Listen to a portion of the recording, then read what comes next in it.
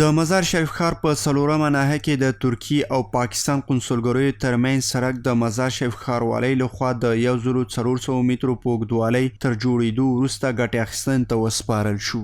با طول 1400 متر است و عرض 7 متر و همچنان جایچه ها یا کانال های از او 50 در 50 است و هزینه ازی یا بودجه ازی که از طرف شهروالی تمویل می شد و مبلغ 22 میلیون افغانی بودم. نظارت کننده از طرف شهروالی برای این سرک معرفی شده بودند که همه روزه از این سرک نظارت میکردند و خود شرکت ما هم تا به حال را کار نکردیم که ما زیر سوال قرار گرفته باشیم. انشالله کار ما استاندارد بوده.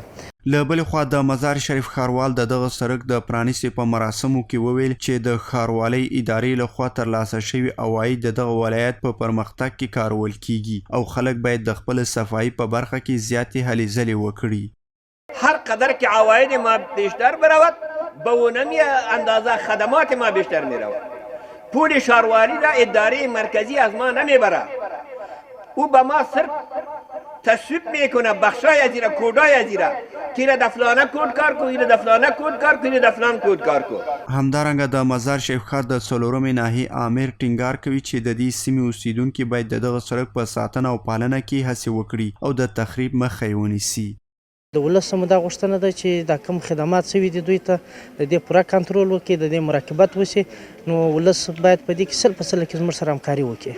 د سیمې اوسیدونکي هم د دغه سړک جوړېدل د خپلو ستونزو د حل په برخه کې یو ښه اقدام ګڼي او د دغه سړک په ساتنه کې ژمنه کوي.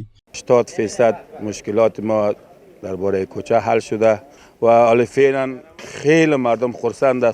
پیش از اینکه کانکریت میشد مردم در مشکلات چیز روبرو بودن، حال شکر فضل خداوند خیلی خوب شده و مردم هم خوش است. د یادونې وړ ده چې دغه سړک 1400 متره اوږدوالی او 7 متره سور لري او د 22 میلیونه افغانیو په لګښت د 4 میاشتو په موده کې جوړ شوی دی.